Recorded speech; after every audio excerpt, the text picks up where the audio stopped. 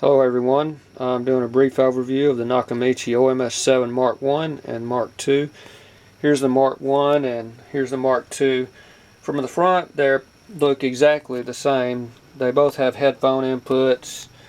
The Mark I has a bigger remote than the Mark II. I guess you can see it under there.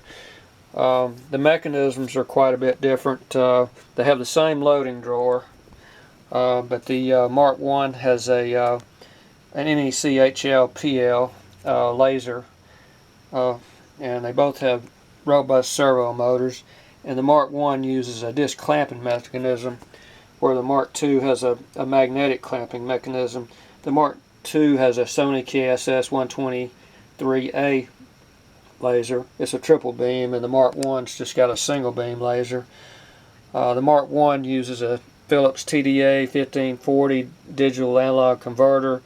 It's not a true 16-bit, it's like a 14-bit, and they loop two of the bits back through somehow. I don't truly understand it, but they got 16-bit resolution out of it. They're both 4 times oversampling.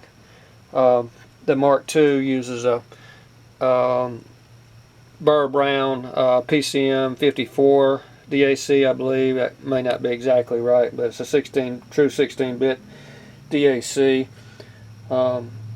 with 4 times oversampling.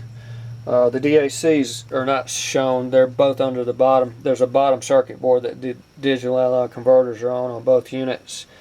The Mark I's probably got a little more robust power supply than the Mark II, but it probably puts out a little more heat to correlate with that. They both have third order linear phase filters in the output section. They both use DC servo instead of capacitors, which is superior to most modern units in that respect. The Mark I probably puts out the best bass of any CD player I've ever heard, but the resolution on the Mark I is not quite as good as the Mark II. Overall, I think I prefer the sound of the Mark II a little bit better. The Mark I is also not as reliable if you're buying a used one. Most of the lasers are actually pretty weak on these things, in the used marketplace.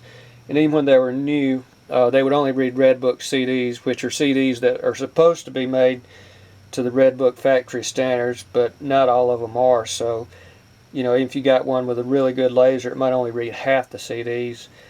They came out with a Nakamichi factory upgrade for some of these units later on. This one doesn't have it, but it would give you about 6 dBs better tracking gain, and now the tracking on those was pretty good. You could read just about anything, much wider range of CDs anyway if you had one of those. But like I say, most of these in the marketplace have weak lasers, so if you're buying one, you may want to ask the seller, how many lasers you can read. Even, like I say, if you get a perfect one with a really good laser, if it doesn't have the factory upgrade, it's probably still not going to read all of the CDs you got. Maybe 3/4 of them, I'm guessing, somewhere around there. The Mark II has a triple beam laser, and it has a disc clamping mechanism instead of a spring load mechanism. So the clamp's probably a little better on the Mark II, and the laser's triple beam Sony. I'd read about anything you got, burn lasers and everything else. Burn CDs, excuse me. Well,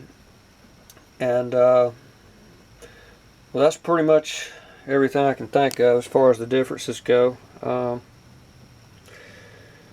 actually prefer the Mark II, I believe, overall, just because of reliability. You'd probably be better buying a Mark II. Both units have belts underneath the transport that drive the laser back and forth on its slide rails that go bad. And, you can get one, I think, for around $30 for a really good one from a place named Mars Communications. They're probably about the best belts out there. Both of these have those belts on them.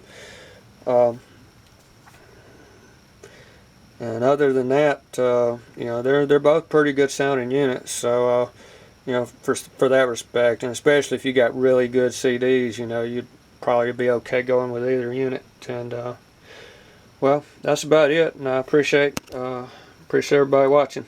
Thank you.